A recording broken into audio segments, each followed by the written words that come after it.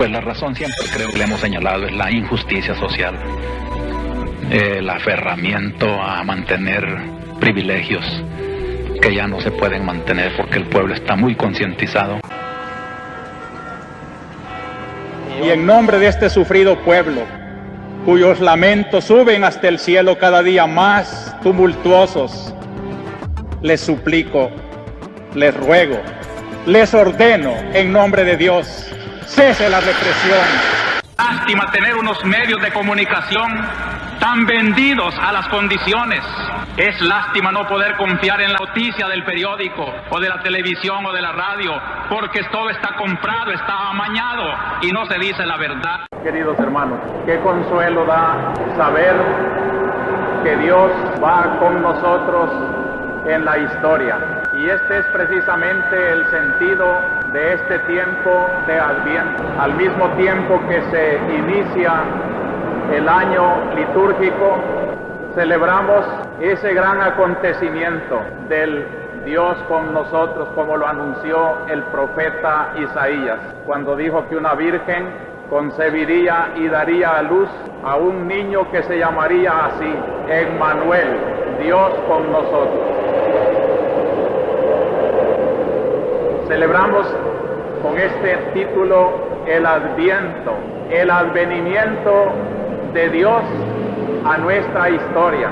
Dios ha querido tejer la historia de la salvación de los hombres en nuestra propia historia humana, de modo que nuestra historia humana será salvación para los hombres si refleja los proyectos de la historia de la salvación de Dios, y los hombres en la historia del pueblo tienen que saber que la historia no termina con el tiempo, sino que está ya incrustada en la eternidad de Dios, y que Dios por tanto es el dueño de la historia.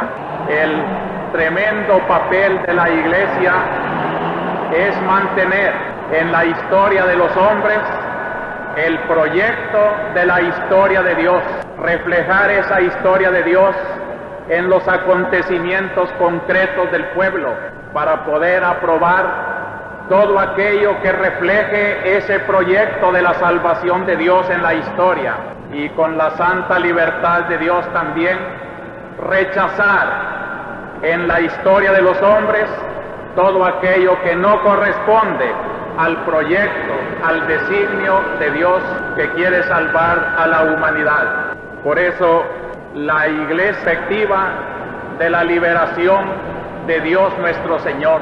Por eso explicaba el Papa Pablo VI, y yo quisiera que todas las comunidades cristianas que nos encontramos esta mañana en la reflexión de este Adviento tuviéramos en cuenta esta orientación necesaria hoy más que nunca.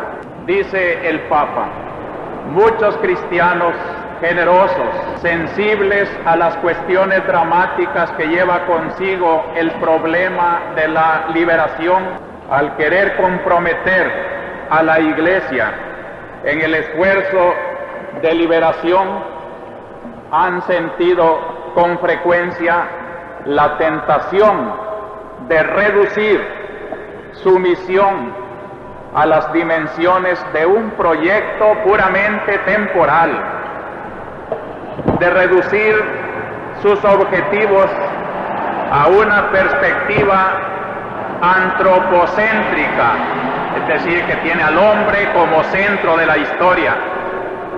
La salvación, de la cual la Iglesia es mensajera y sacramento, a un bienestar material lo quieren reducir. La actividad de la Iglesia, olvidando toda preocupación espiritual y religiosa, la quisieran reducir a iniciativas de orden político o social. Si esto fuera así, la Iglesia perdería su significación más profunda. Su mensaje de liberación no tendría ninguna originalidad y se prestaría a ser acaparado y manipulado por los diversos sistemas ideológicos y los partidos políticos. No tendría autoridad para anunciar de parte de Dios la liberación. Por eso quisimos subrayar en la misma alocución del sínodo la necesidad de reafirmar claramente la finalidad específicamente religiosa de la evangelización. La evangelización perdería su razón de ser si se desviara del eje religioso que la dirige, ante todo el reino de Dios en su sentido plenamente teológico. El Adviento entonces viene a recordarnos, con la riqueza de sus lecturas que se van haciendo estos domingos, cuál es el proyecto de Dios, cuál es su historia de salvación, a la cual tenemos que orientar las fuerzas reivindicadoras, las liberaciones, los esfuerzos humanos de la historia del tiempo de los hombres. Por eso, todos estos 4 domingos nos van a explicitar el proyecto de Dios. El domingo pasado, que no tuve la dicha de compartir en esta catedral con ustedes, pero cuya representación llevada por el padre Fabián Amaya ha sido auténticamente la voz de la liturgia y de la palabra de Dios. El domingo recién pasado nos presentaba la síntesis de la historia de la salvación desde el principio hasta el fin. Al principio, una iniciativa de Dios y una promesa de arrancar un vástago de David, un hijo del rey David, en el cual se iba a encarnar el Hijo de Dios, y el Hijo de David aparecería pues como el Redentor de los hombres. Ese es el inicio de la historia de la salvación, la promesa y la iniciativa de Dios, que en la historia se vale de un hijo de un rey para hacerlo Redentor de los hombres. Y el fin de esta historia nos lo presentaba el Evangelio el domingo pasado, cuando Cristo, frente al templo de Jerusalén, cuenta el fin de ese tiempo y el fin de la historia, y entonces dice: verán al Hijo del Hombre que viene con gran poder y majestad. Y la segunda lectura nos presentaba cómo a ese Hijo de Dios que viene ya en su fase definitiva de la redención de los hombres, saldrá al encuentro una humanidad santa, redimida. Somos nosotros y tenemos la dicha de haber vivido y desarrollado en nosotros la historia de la salvación. El segundo y tercer domingo de Adviento, o sea, este de hoy y el que viene, nos va a presentar en el símbolo de Juan, el precursor, cómo Dios se vale de los hombres para que colaboren en la historia de la salvación, este domingo. Y el otro domingo será las condiciones que Dios pide a los hombres para incorporarlos en la historia de la salvación. Y el cuarto domingo, ya en las vísperas de la Navidad, nos presentará los preparativos inmediatos en que María tiene un papel tan preponderante para que ese Rey de la Gloria, Señor de la eternidad, se venga a ser también Señor de nuestra historia, nazca en Belén para nuestra historia, y toda la Navidad será celebrar la venida de Dios a hacerse caminante con los hombres en la historia de todos los pueblos. De allí la importancia de esta temporada, sobre todo para quienes sentimos el anhelo profundo de la liberación de nuestro pueblo, pero los que no queremos confundir con proyectos de la tierra el gran proyecto de Dios, sino iluminar con ese proyecto de Dios los proyectos redentores de los hombres, la cual nos va a hablar hoy San Pablo en la epístola. Por eso, al titular mi homilía como de costumbre, le voy a dar este nombre en el segundo domingo de Adviento. Dios viene a salvar en la historia y con la colaboración de los hombres. Este es el resumen de mi pensamiento. Dios viene a salvar en la historia de los hombres y con la colaboración de los hombres. De allí mis tres pensamientos son estos. Primero, Dios viene a salvar en la historia de los hombres. Segundo, el precursor Juan Bautista es el símbolo de la colaboración que Dios pide a los hombres para hacerlos partícipes, protagonistas de la historia de la salvación. Y tercero, una aplicación de estos grandes principios, nuestra iglesia, concretamente nuestra arquidiócesis, y nuestra historia, concretamente nuestra historia de El Salvador.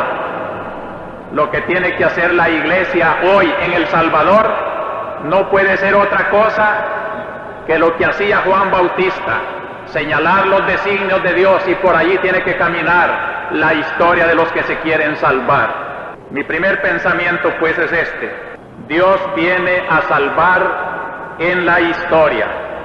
Y yo encuentro en las lecturas de hoy dos descripciones sumamente expresivas. Acaban de escuchar en el Evangelio de hoy un marco histórico político.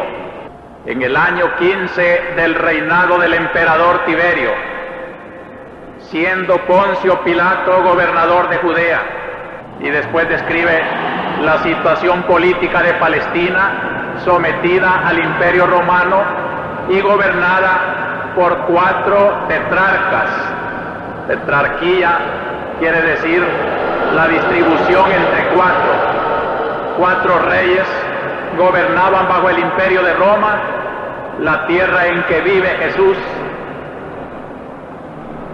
Y en ese marco histórico político también una historia eclesiástica bajo el sumo sacerdocio de Anás y Caifás. Aquí está el marco, la historia en que precisamente comienza San Lucas a describirnos la palabra de Dios. En ese marco vino la palabra de Dios sobre Juan, hijo de Zacarías, en el desierto. No podía ponerse un prólogo más solemne y más encarnado en la historia del momento precioso en que Dios viene a hacerse un caminante de nuestra historia. Así es siempre. Dios irá trabajando su salvación contando con los emperadores, con los reyes, con los gobernantes, con los sacerdotes del tiempo. Son los hombres que van enmarcando en historia de la tierra el momento de Dios.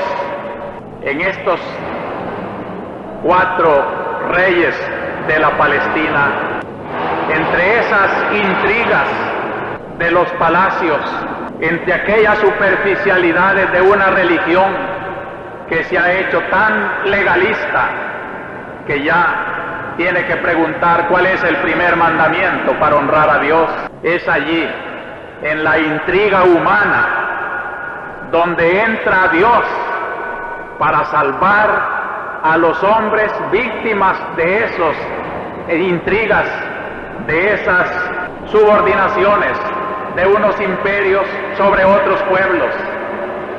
Los momentos cambiarán, pero el proyecto de Dios será siempre el mismo: salvar a los hombres en la historia.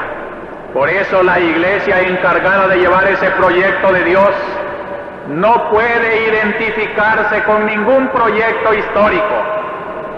La iglesia no pudo hacerse aliada del imperio romano, ni de Herodes, ni de ningún rey de la tierra, ni de ningún sistema político, ni de ninguna estrategia política humana. Los iluminará a todos, pero ella se conservará siempre auténticamente la que va anunciando la historia de la salvación, el proyecto de Dios. El otro rasgo precioso que confirma mi pensamiento, Dios salva en la historia, es la primera lectura de hoy. Baruch, un profeta que recoge los sentimientos religiosos que han dejado como herencia los profetas, recoge aquel momento en que después del cautiverio de Babilonia, cuando otro imperio, el de Persia, se ha llevado prisioneros a los hijos de Israel que lloran su cautiverio en Babilonia, los profetas anunciaban el retorno del destierro a Jerusalén. Y aquí aparece pues otra vez la historia de un pueblo humillado en el destierro, pero animado por la historia de la salvación. Precisamente ese destierro va a ser el signo de la necesidad de los hombres para ser salvos. Por su fuerza no pueden. Vendrá Dios, y este era el anuncio de los profetas en este tiempo de Adviento. Cuando se anuncia la salvación en Cristo, se recuerdan estos episodios para ver cómo Dios va salvando a los hombres en la historia. Y la bella comparación de la capital de Israel, saqueada, destruida, deshecha, hace soñar con una nueva Jerusalén.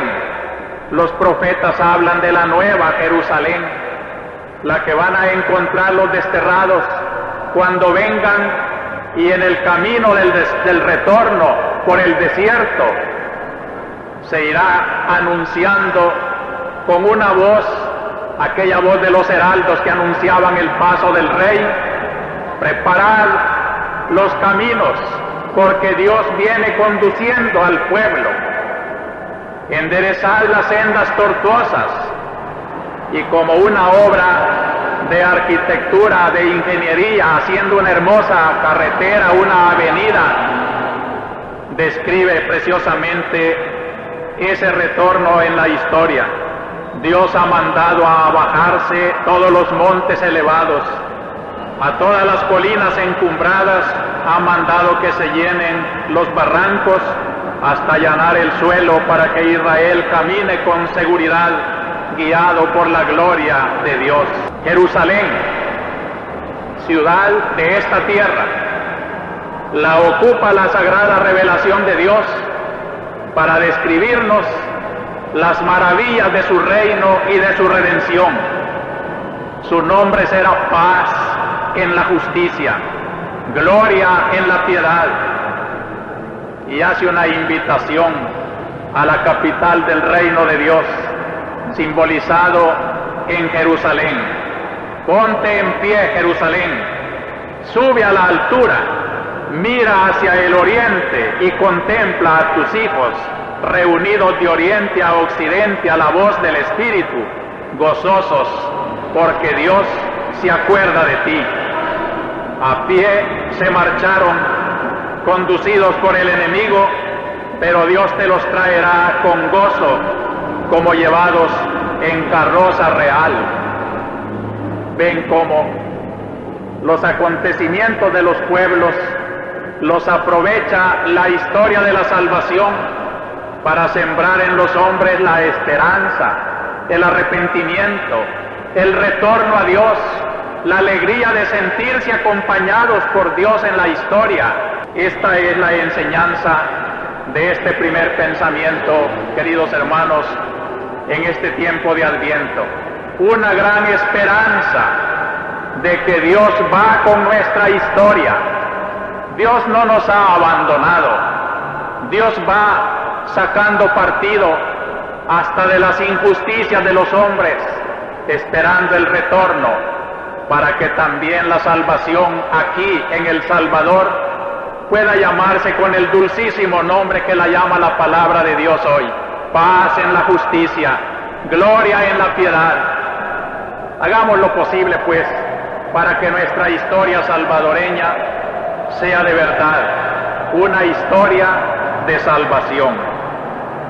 Y para eso Mi segundo pensamiento es el precursor, símbolo de la colaboración humana en la historia de la salvación.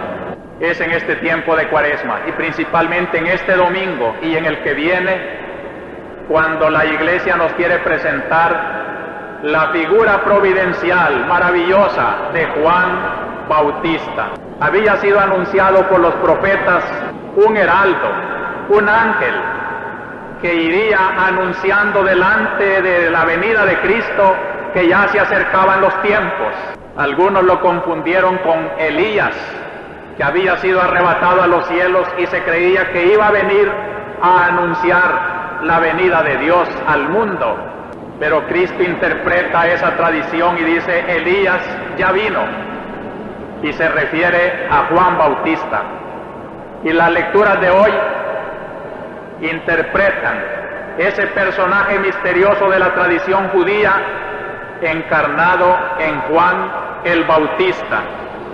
Juan es la figura central del Adviento porque él es el ángel, el precursor, el que va anunciando que Jesús ha venido ya. Con él, el Evangelio de hoy, de San Lucas, que será el Evangelio de todo el año, identifica aquella voz que anunció Isaías. Recorrió toda la comarca del Jordán, predicando un bautismo de conversión para perdón de los pecados, como está escrito en el libro de los oráculos del profeta Isaías. Una voz grita en el desierto: preparad el camino del Señor, allanad sus senderos, elévense los valles, desciendan los montes y colinas, que lo torcido se enderece, lo escabroso se iguale, y todos verán la salvación de Dios. Era la voz de la esperanza, pero poniendo condiciones para ese encuentro con Dios, de las cuales vamos a hablar más explícitamente el próximo domingo, pero ya hoy se insinúa en la predicación y en el bautismo de Juan. Conviértanse, bautícense. El bautismo era un rito de penitencia. Todo hombre que reconocía sus pecados iba a purificarse, a manifestar de alguna manera su deseo de limpieza espiritual. No más manchas, no más inmundicias morales en el corazón, y así se convertían, y solo los que se conviertan verán que el Señor retorna a su pueblo. De allí que ahora nos interesa que la misión de Juan Bautista se haga presente aquí en El Salvador, y se hace presente, porque lo hermoso de la liturgia de esta mañana es que nosotros, la comunidad cristiana, somos esa misión profética de Dios anunciando la salvación del pueblo. Yo quiero insistir, queridos hermanos, en una distinción que debe de estar en nuestro tiempo muy bien clarificada. No es lo mismo decir el pueblo que decir el pueblo de Dios. ¿Qué diferencia hay? El pueblo es todo lo que habita la patria. Todo ese es el pueblo salvadoreño, incluyendo los que no creen, los indiferentes. Todos aquellos, crean o no crean, son el pueblo.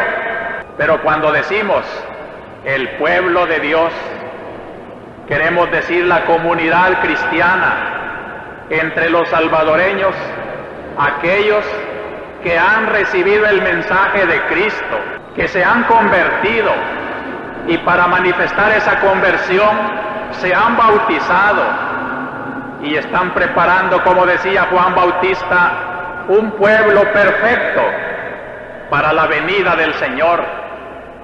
De allí que el pueblo de Dios es una selección.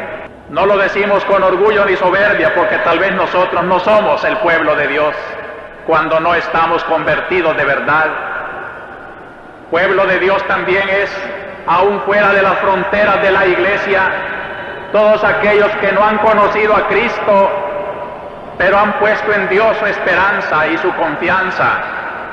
Por eso podemos decir, no están todos los que son, ni son todos los que están.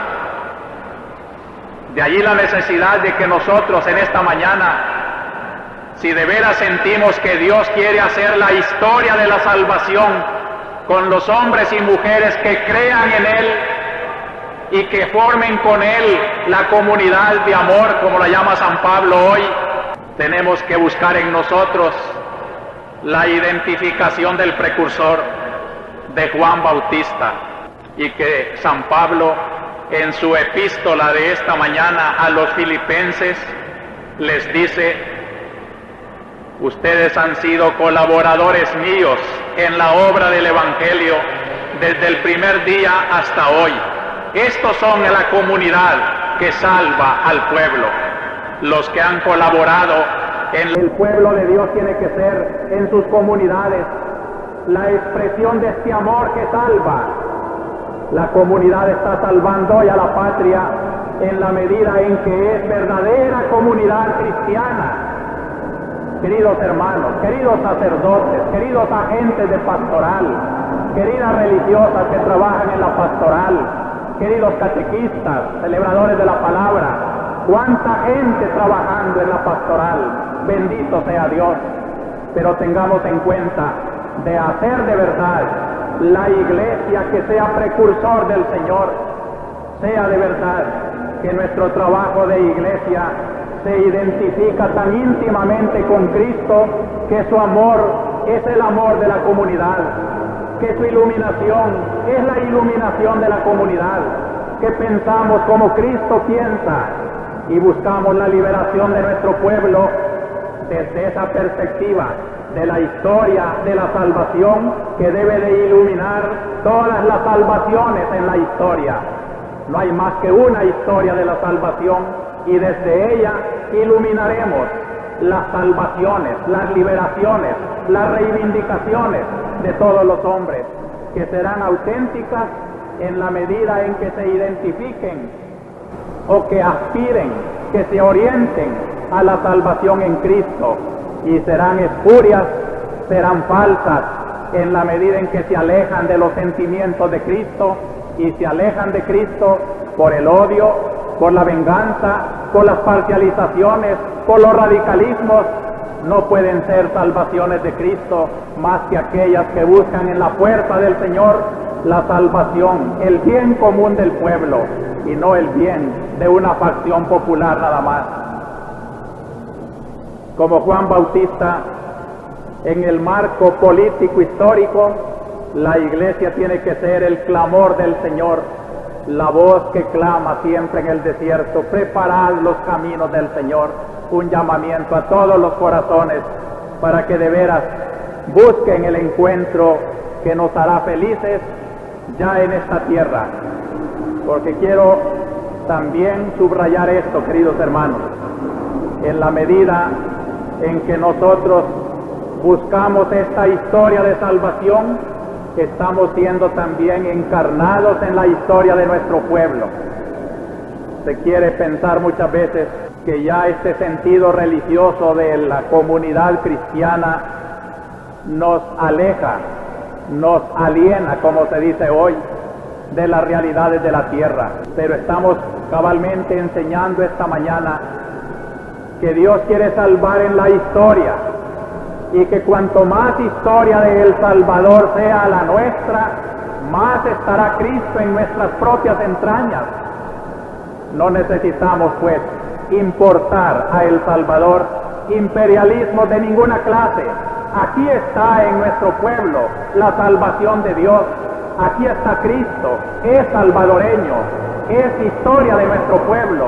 Y los que comprendan mejor esta historia comprenderán mejor cómo quiere Dios liberar y salvar a este pueblo del Salvador. No tenemos que aprender de otras partes lo que ya tenemos aquí por nuestra fe en nuestro propio pueblo. Por eso, y ya haciéndolo cuerpo de mi discurso, pero al mismo tiempo iluminación concreta de nuestra comunidad, el tercer punto será este: nuestra iglesia y nuestra historia. Ustedes mismos, analizando esta palabra de Dios tan providencial que se nos ha dado hoy, vean qué cosas hay en nuestra iglesia y en nuestra historia que van reflejando en El Salvador la historia de la salvación de Dios.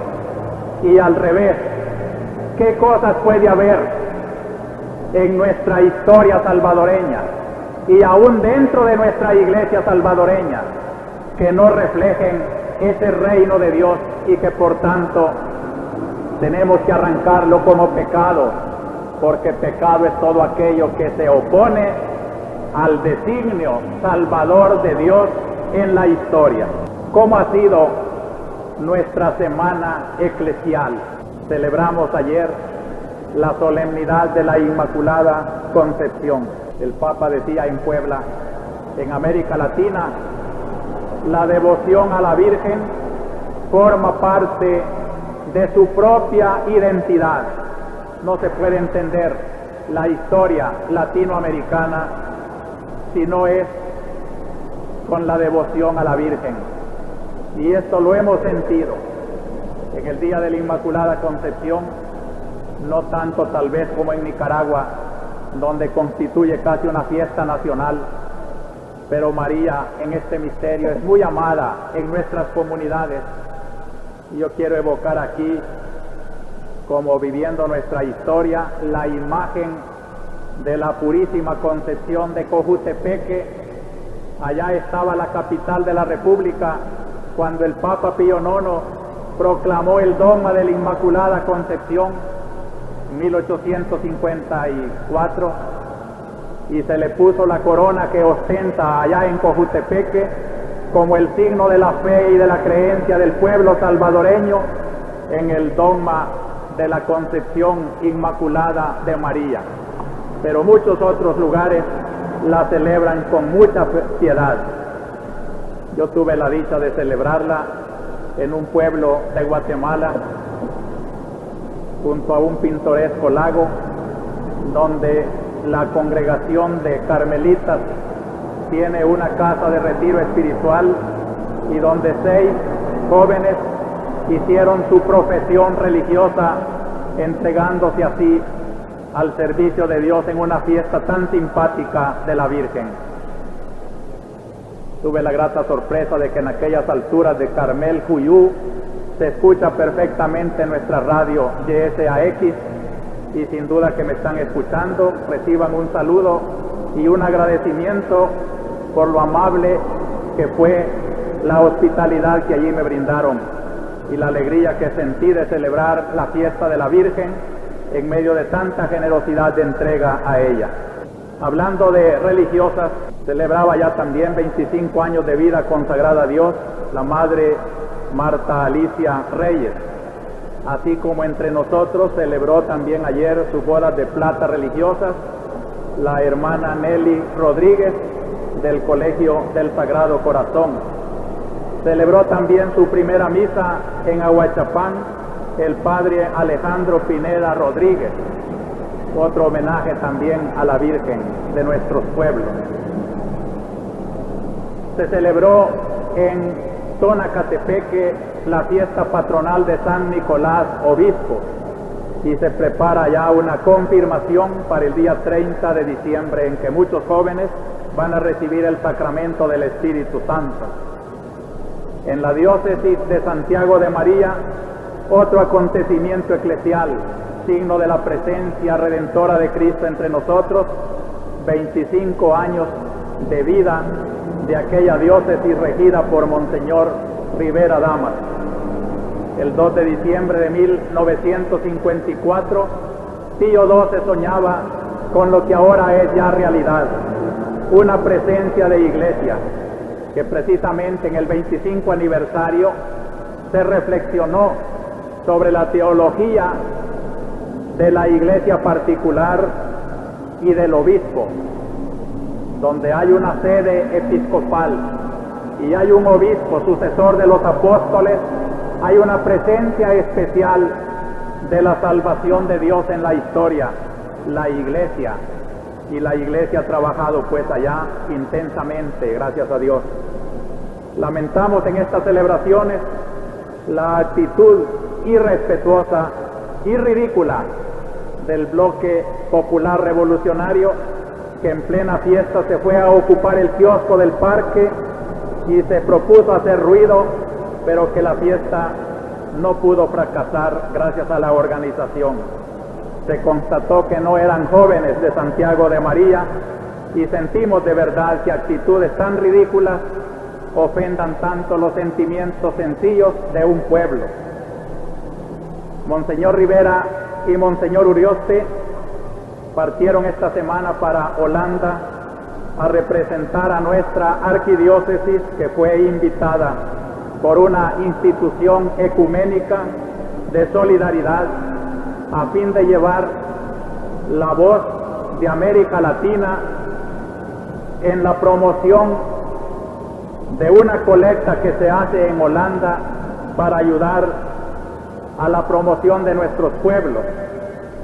Esta semana que viene pues estarán trabajando en este sentido nuestros queridos hermanos Monseñor Rivera y Monseñor Urioste. Les encomiendo a sus oraciones para que su voz expresiva de la situación del país y de América Latina produzca en los corazones generosos de los cristianos de aquel país el sentido de comunión y de ayuda para nuestros pueblos. A propósito de estas organizaciones, tuvimos esta semana las visitas de dos instituciones de Alemania, Adveniat y Miserior, cuyos dos representantes se dieron cuenta de la utilidad que aquí se le da a los subsidios tan generosos que nos vienen de los cristianos de Alemania. Una de esas obras es el trabajo de las religiosas en los pueblos, y el representante de Adveniat pudo saludarlas a todas, ya que se encontraban haciendo sus ejercicios espirituales, y se dio cuenta de la inmensa labor que gracias a esta ayuda alemana podemos hacer entre nosotros. Como ven, el sentido misionero de la Iglesia es una actualidad. En Chalatenango, un grupo de jóvenes mayores realizan un curso de nivelación cultural. Me dio gusto en la visita que les hice el sentido optimista de poder encontrar posible su ascenso al sacerdocio.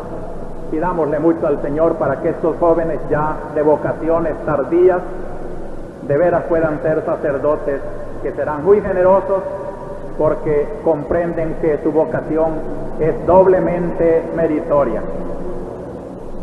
Hay en nuestra diócesis también comunidades catecumenales que están prosiguiendo sus programas en estos días. Son también vida de esta comunidad que se alimenta de la palabra de Dios y de la vivencia cristiana de la fe. Hoy en la noche se clausura un cursillo de cristiandad. Es un método de espiritualidad laical que no ha perdido su actualidad y que, gracias a Dios, fomenta la conversión y el apostolado de muchos seglares. Otra actividad de nuestra comunidad de amor y de fe son las escuelas de fe y alegría, que la semana pasada clausuraron sus labores en 5 academias donde se promueven a oficios jóvenes de ambos sexos. Está celebrando el 10º aniversario y es digno de todo encomio este trabajo de promoción entre nosotros. En la comunidad parroquial de Quesaltepeque se está ya en vías de solucionar el cisma que ha molestado a aquella población. Quiero recordarles que gracias a Dios el padre Roberto ha sido fiel a su ministerio parroquial a pesar de sus dificultades. y espero la ayuda de aquella comunidad para que se solucione pronto y ya no exista ya más que un solo rebaño bajo un solo pastor. En la parroquia de San Martín hubo una falsa alarma.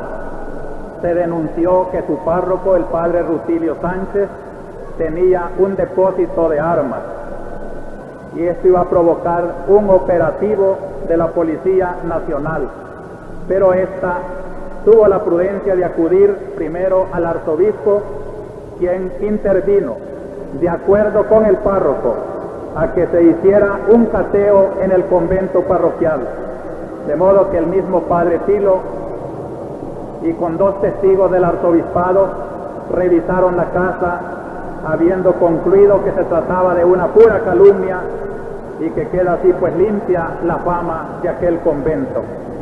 Alguna mala interpretación ha querido complicarme a mí, como haciéndome responsable de entregar al padre Tilo a la policía. Quiero protestar por estas interpretaciones tendenciosas, ya que comprendo que hoy hay un afán en desprestigiar al arzobispo, pero puedo poner aquí como testigo al mismo padre Tilo, a la policía y a la curia arzobispal, que se trató precisamente de una defensa del padre Tilo y no de una traición a él. Trabaja nuestra comunidad cristiana al organizar confirmaciones como la que celebramos en el Templo del Corazón de María, organizada por todos los párrocos de la Vicaría de la Asunción de Flor Blanca. También celebramos con fervor el aniversario de 2 padres asesinados en la fecha del 28 de noviembre. Hace 9 años el padre Nicolás Rodríguez y hace 1 año el padre Ernesto Barrera. Coincidencia de un doble crimen que debe de hacernos reflexionar. Una sociedad que mata a sus sacerdotes. Retornó de su viaje de salud el padre Mariano Brito, canciller de la curia y párroco de la colonia La Luz. Además de su salud recuperada, trae muchos testimonios de solidaridad y así como experiencias pastorales de comunidades cristianas en América del Sur. Con tristeza quiero decir que las religiosas del Buen Pastor, que han sido unos verdaderos ángeles en la cárcel de mujeres, van a tener que dejar ese servicio de la iglesia por razones que son insuperables para ellas, pero siempre han prometido colaborar en la pastoral carcelaria de la arquidiócesis. Ojalá el ministro de Justicia, de quien dependen las cárceles, logre el milagro de que las hermanas no se vayan. También se va de nuestra diócesis la hermana Rosa Beatriz Baquedano, que trabajaba con tanto celo pastoral en Plan del Pino. Se va para España, pero esperamos que también ha de regresar. 2 religiosas belgas sufrieron en un accidente golpes serios y les pido oraciones por su pronta recuperación. Los padres pasionistas también han consagrado ya en su congregación al primer joven salvadoreño. Esperamos que después de él vayan viniendo más religiosos pasionistas. Se confirma la presencia entre nosotros del abad Roger de Teisé en la comunidad juvenil navideña que está preparando nuestro seminario para el sábado 22 y domingo 23, celebrando toda una vigilia de la noche del sábado al domingo. Ya irán dando detalles, pero quiero avisar a todos los jóvenes que no dejen de participar y de ponerse en contacto con este hombre providencial que ha arrastrado la juventud de todo el mundo, que actualmente se encuentra por América del Sur y que ha tenido que cambiar su plan de trabajo para poder venir a pasar con nosotros la Navidad los días 22 y 23 de diciembre. En ella serán promovidos algunos seminaristas a los ministerios, o sea, un paso ya más adelante en su anhelo al sacerdocio. Vamos a celebrar también el Día de la Paz como lo quiere el Santo Padre. Y el Papa, que ha trabajado tanto por la unidad en este tiempo, nos da ejemplo de que también nosotros trabajemos por este don de la unidad de las iglesias cristianas. Y ya desde ahora les aviso a los católicos y también a los protestantes de buena voluntad que nos preparemos a celebrar la Semana de la Unidad, que es tradicionalmente del 18 al 25 de enero. El Papa tuvo en estos días intervenciones que son muy valiosas para nosotros. Yo quiero recordar sus pensamientos porque iluminan maravillosamente nuestra historia de El Salvador. El Papa, pastor de esta iglesia que mantiene la historia de la salvación en el mundo, ilumina la historia de todos los pueblos, porque Él es el pastor de todo el mundo. De allí que nosotros podemos sacar de sus alocuciones mucha luz para la historia de El Salvador, como cuando afirmó cuál es el verdadero sentido del progreso. Dijo el Papa, en el Evangelio hay una invitación al progreso. Hoy el mundo está lleno de invitaciones al progreso. Nadie quiere ser un no progresista. Se trata, sin embargo, de saber en qué modo se debe y se puede ser progresista, en qué consiste el verdadero progreso. Y respondiendo, el Papa comentó con los textos litúrgicos del Adviento precisamente que el verdadero progreso es aquel que lleva en sí el sentido profundo de la verdad de Cristo. No puede haber progreso sin Cristo. Por eso el Adviento nos pone en una coyuntura maravillosa en esta hora del Salvador, cuando se anuncia que Dios salva al pueblo en la historia y se salvará y progresará en la medida en que el pueblo se adhiera, se una a ese Cristo que es el Dios Salvador. El Papa también hizo una maravillosa interpretación en que se conjuga el concepto de lo público y de lo privado. El Papa, haciendo un llamamiento a los hombres del derecho y en general al mundo, dice: mientras en ciertos países hay sistemas jurídicos en los cuales lo público tiene prioridad hasta reducir a casi nada lo privado, en otros hay, al contrario, sistemas jurídicos que someten las exigencias e intereses colectivos, incluso los fundamentales, a lo privado y a los intereses individuales. En ambos casos, dijo el Papa, el hombre es víctima en su dimensión privada o social del uso del poder legislativo como instrumento de dominación del individuo o de la colectividad, en vez de como instrumento de justicia. Por eso el Papa afirmó que es urgente frenar valientemente el fenómeno preocupante de la explotación de lo privado para fines públicos, por una parte, y la manipulación de lo público para fines privados, por otra parte. El criterio.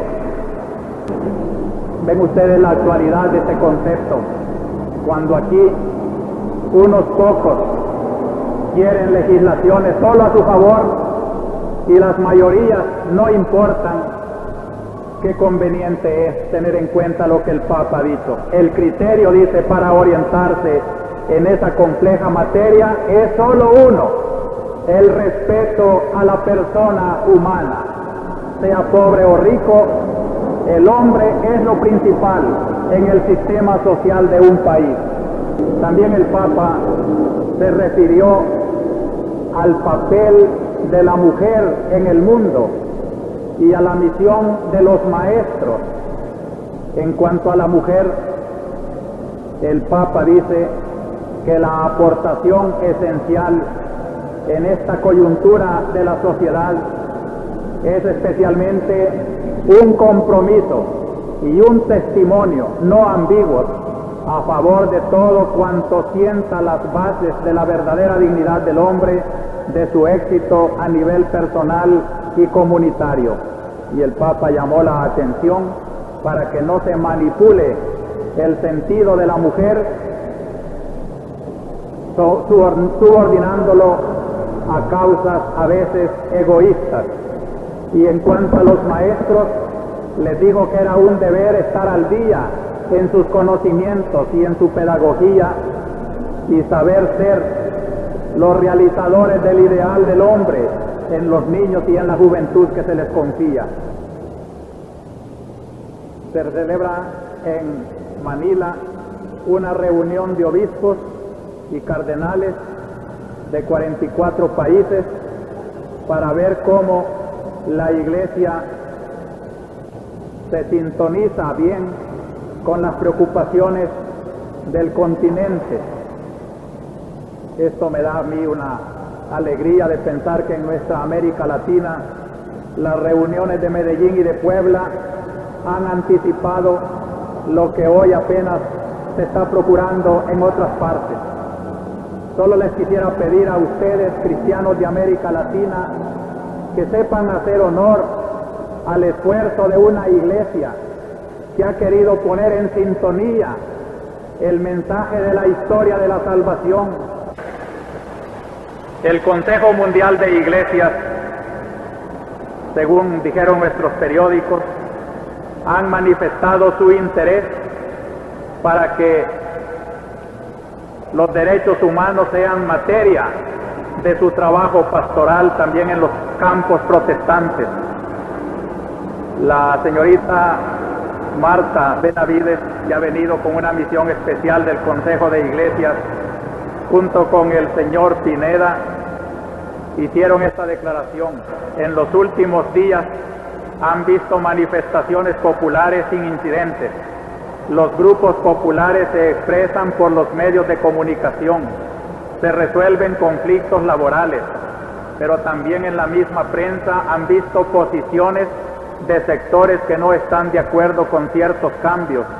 Indudablemente, dicen, aquí hace falta mucho trabajo, hay fascismo también y algunos rescoldos de corrupción administrativa. Lo que yo quiero comentar de estas apreciaciones del campo protestante es cómo también entre nuestros hermanos separados hay preocupación por los derechos humanos y lamentar al mismo tiempo que muchas confesiones cristianas no católicas entre nosotros se han ido por un cristianismo tan espiritualista que creen que es traicionar al Evangelio el preocuparse de las cosas de la tierra.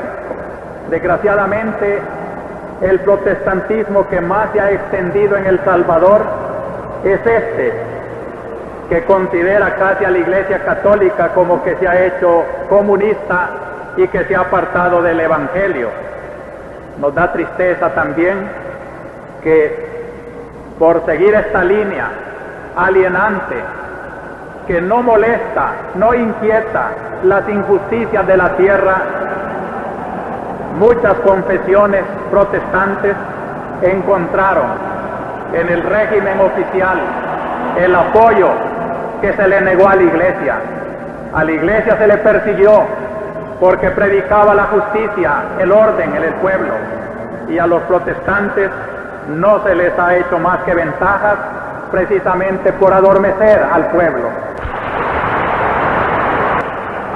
Ojalá pues que esta misión que ha enviado a El Salvador y a Centroamérica el Consejo Nacional de Iglesias de Estados Unidos haga despertar a nuestros hermanos protestantes de su adormecimiento de una falsa espiritualidad.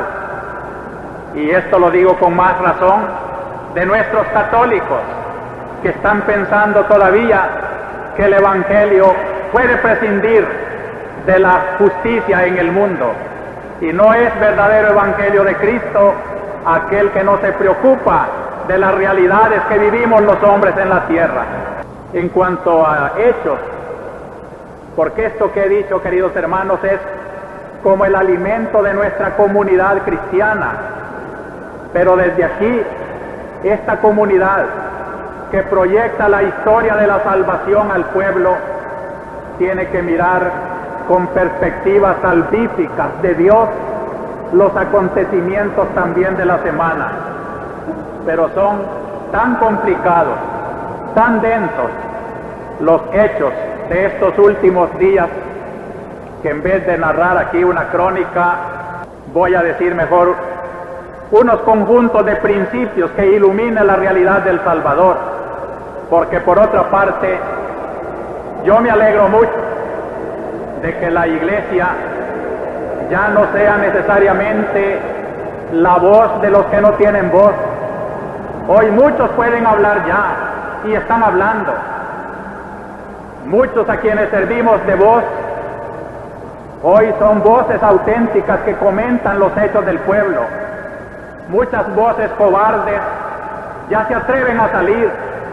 Ojalá la valentía invadiera nuestro pueblo y de veras se organizara, hubiera presiones, pero de legítima inteligencia, para que el pueblo camine a su progreso. La Iglesia, ojalá un día, como dijo el Papa en la OEA, ya no tenga que preocuparse de los derechos de los hombres, porque ya la civilización de ellos los hace capaces de vivir esos derechos ellos mismos, y que la organización del país vaya siendo un día de veras la expresión del respeto al derecho humano. Entonces la Iglesia podrá dedicarse más directamente a su tarea específica de evangelización, y es lo que ya intento yo hacer aquí, porque siempre tendrá que iluminar desde la historia de la salvación a los hombres en la historia para que se salven. Y esto es lo que yo pretendo al presentar ahora, no hechos separados, sino principios iluminadores de estos hechos. El conflicto más vistoso en esta semana es el que ha surgido entre los intereses de las mayorías y los intereses de las minorías. Este conflicto se ha manifestado esta semana tanto en el orden económico como en el orden político. En cuanto a lo económico, el sector oligárquico, como algunas organizaciones populares también, han decretado paros en la producción para defender sus intereses. Los algodoneros lo hicieron hasta que los cuerpos de seguridad desalojaron el plantel Entre Ríos. Entre paréntesis quiero decir que la intervención que se suplicó a la Iglesia en esta ocupación de Entre Ríos no tenía otra finalidad que colaborar a una solución pacífica, a evitar violencias sangrientas, y gracias a Dios algo pudo hacer la Iglesia en este sentido. Pero el estudio de fondo tiene que iluminarse con estos principios. Para la semana próxima, las 35 asociaciones agrícolas, industriales, comerciales y de servicio que componen ANEP han decidido organizar un paro de mediodía en la zona metropolitana para solidarizarse con aquellos que están sufriendo las presiones más o menos violentas que en forma más o menos adecuada defienden los intereses del sector mayoritario. Por su parte, los campesinos y obreros organizados también han decretado paros en las haciendas e industrias, reteniendo algunas veces a rehenes hasta lograr alcanzar sus exigencias. Los primeros, o sea, el sector de la oligarquía, han pedido la intervención de los cuerpos de seguridad para salvaguardar sus intereses y su propiedad privada. Los segundos, es decir, los sectores campesinos y obreros, en algunas ocasiones se han apoyado en grupos populares armados para urgir sus demandas. Es probable, ojalá me equivoque, que las fuerzas de derecha, al ver que las fuerzas armadas ya no están tan a la mano de ellos, traten ellos de hacer grupos armados y defender así sus intereses. Ciertas hojas y campañas en los barrios elegantes indican algo de este peligro de la fuerza armada de la derecha. ¿Dónde está la justicia? Hay que estudiar cada caso concreto. Sería interminable si aquí quisiéramos analizar. Solamente quiero recordar los principios que ya nos puso el Papa. ¿Cuál es el fin del progreso? No que unos pocos lo tengan todo y otros no tengan nada, sino que el progreso es el alcanzar todos la verdad de Cristo, la salvación. También el Papa nos ha dicho que el criterio en todas estas relaciones tiene que ser el hombre. El criterio de justicia que ha de prevalecer no ha de ser el de garantizar la conservación de lo que se ha adquirido, sino velar para que las riquezas de la sociedad y la propiedad privada misma cumplan su función social, que las propiedades permitan satisfacer las necesidades fundamentales de todos los salvadoreños. Con respecto a la diferencia que el decreto de salarios mínimos ha establecido y que ha sido causa de varios malestares, hay que recordar que ciertamente el criterio ha sido que el salario mínimo de los cortadores de café puede ser pagado por el producto del cafetal, no así el algodón y la caña de azúcar. Pero preguntémonos si esta razón objetiva justifica una diferencia tan grande de 6 colones 25 centavos entre unos y otros, siendo así que todos los que trabajan tienen las mismas necesidades. Con esto no quiero decir que al igualar los salarios a 14.25 haya de recaer solo en los productores. Yo he sido testigo de lo que sufren sobre todo productores pequeños ante las presiones y exigencias que son imposibles de satisfacer, pero aquí es donde viene la intervención del gobierno. Él debe de buscar cómo redistribuir los ingresos que Dios da para la bondad de todos los salvadoreños. Caso parecido es el de una carta de la Asociación de Empresarios de Autobuses Salvadoreños, en que dicen que han presentado una plataforma de peticiones y solo se les dan palabras, pero no se les ha concedido lo que piden. Recuerdan cómo la Junta Revolucionaria se comprometió con el Bloque Popular Revolucionario a bajar las tarifas actualizados en 5 rutas primarias. Y dicen los transportistas, nosotros estamos de acuerdo en bajar las tarifas, pero que se nos dé lo que pedimos.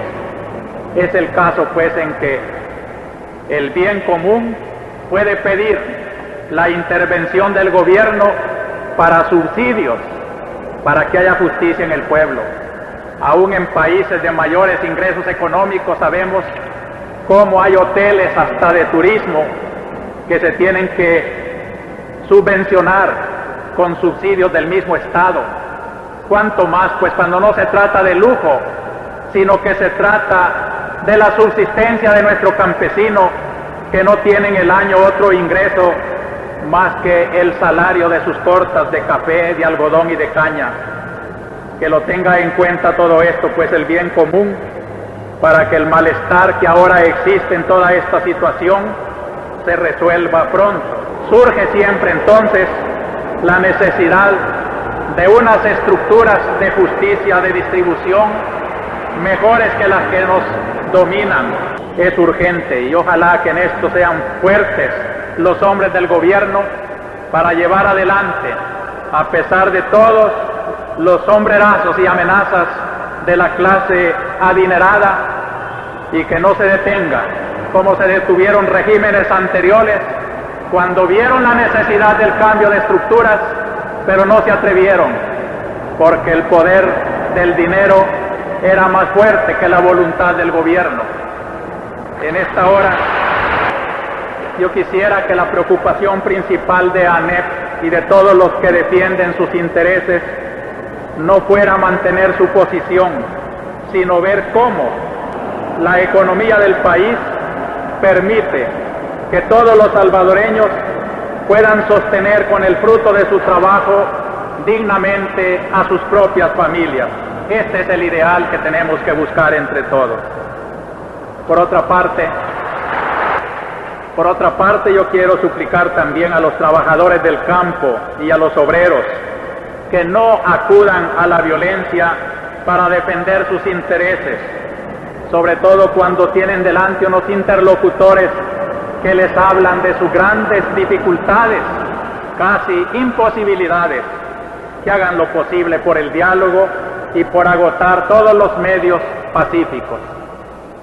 Ha habido medidas muy positivas esta semana, como ha sido la congelación de tierras, por la que se prohíbe transferir tierras mayores de 100 hectáreas.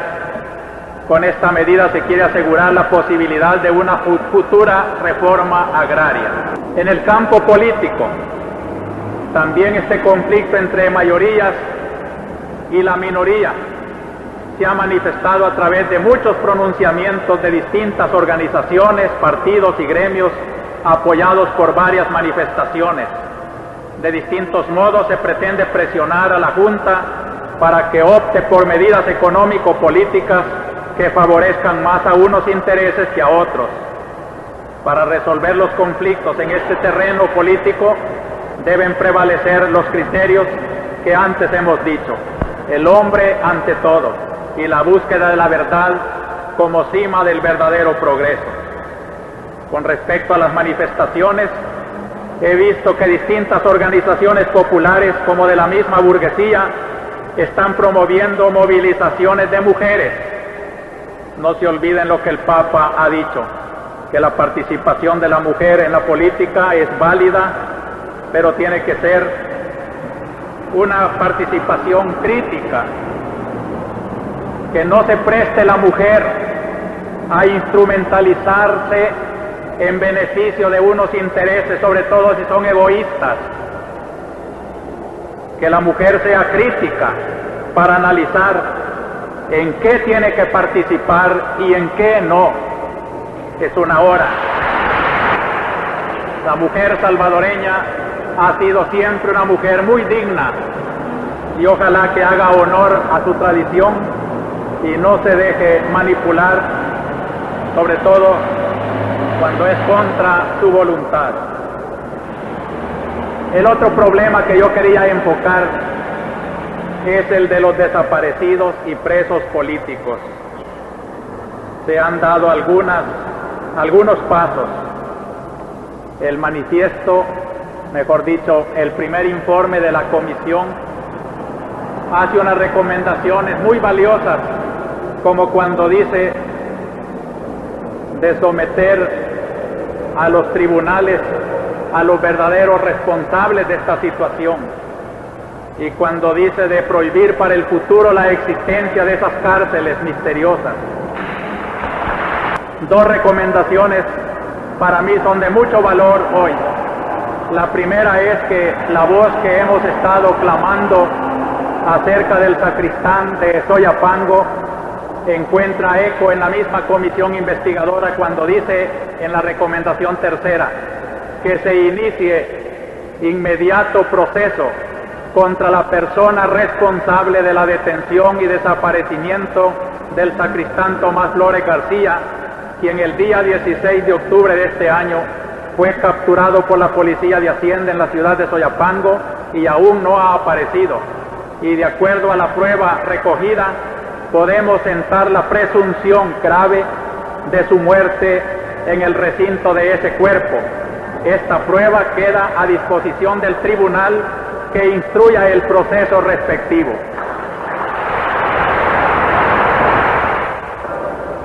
¿De dónde desapareció el sacristán de Soyapango? Y nos ha alegrado también la recomendación quinta, que se indemnice a los parientes de los desaparecidos políticos cuya muerte se presuma o compruebe en la cuantía en que se restablezca como resultado de un estudio socioeconómico que se haga al respecto. Por su parte, creo que la Junta ha tomado cartas en el asunto y está para cumplir estas recomendaciones, ojalá con toda eficacia. Quiero agradecer la respuesta que la misma comisión investigadora me envió en atenta carta del 3 de diciembre a mi reclamo o sugerencia de la homilía de hace 15 días, en que me explican cuál es el objetivo de la comisión y cómo lo que yo pedí en la homilía, de hecho, ya estaba en las recomendaciones que ellos han hecho a la Junta. Muchas gracias por esa atención y por esa clarificación. Hay un temor en todo esto, y es que los pasos que se van dando nos parecen pasos muy pequeños y a un ritmo demasiado lento. Urge que se agilicen los trámites para que en un plazo relativamente breve veamos frutos concretos en la solución de estos problemas tan sentidos por el pueblo. Yo creo que se están maniando mucho en los legalismos y legalidades. ¿Por qué antes no se hablaba de tanto respeto a la Constitución? Se pisoteó la Constitución como se quiso, y ahora que se trata de restablecer precisamente el respeto de los derechos humanos, no deben de ser las leyes las que estorben a este proceso de la dignidad del hombre. Yo quiero recordar aquí la gran frase de Jesucristo cuando hablaba del sábado: no es el hombre para la ley, sino la ley para el hombre. Y ojalá que un gobierno de hecho dé pasos de hecho y no se deje enredar en tantos legalismos.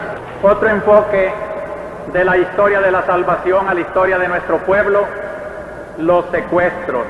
Esta semana fue secuestrado por segunda vez el señor Adolfo Mackenzie.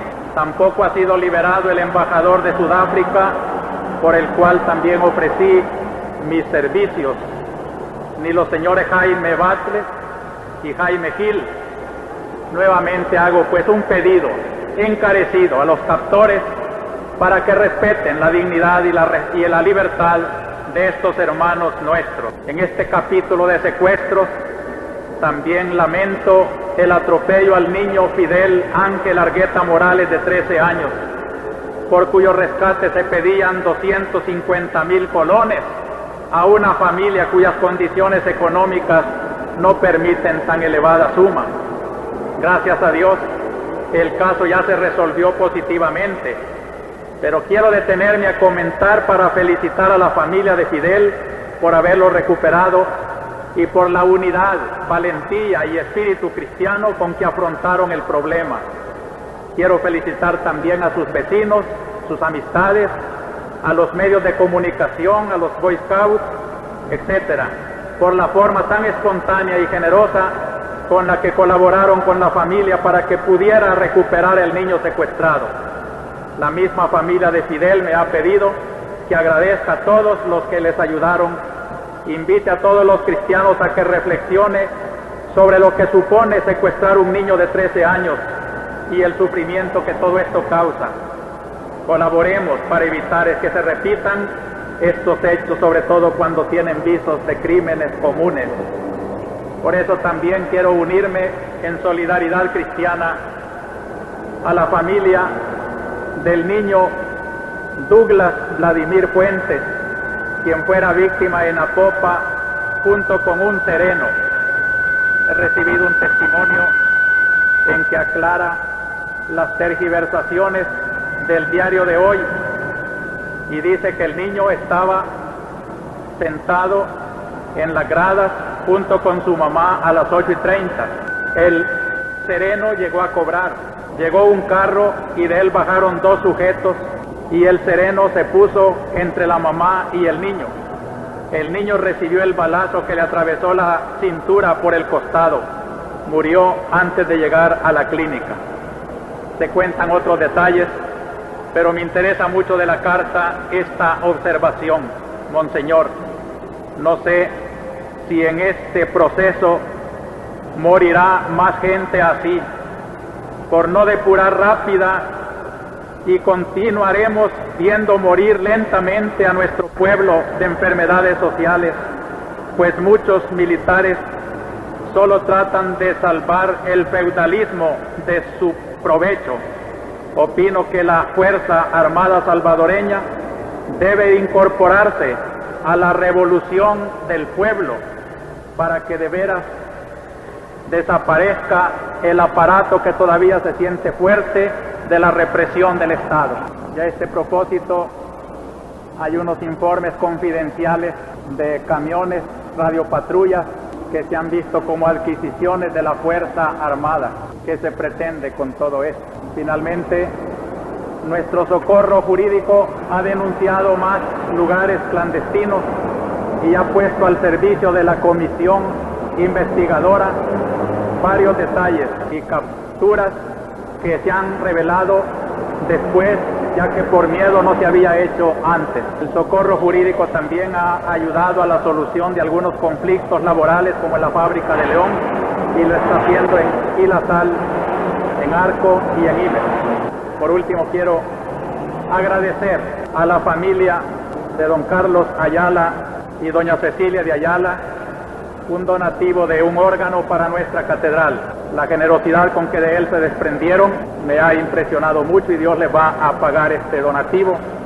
Así como quiero terminar también agradeciendo las felicitaciones que me han llegado con motivo del título de doctor honoris causa que me va a conferir la Universidad de Lovaina el próximo 2 de febrero.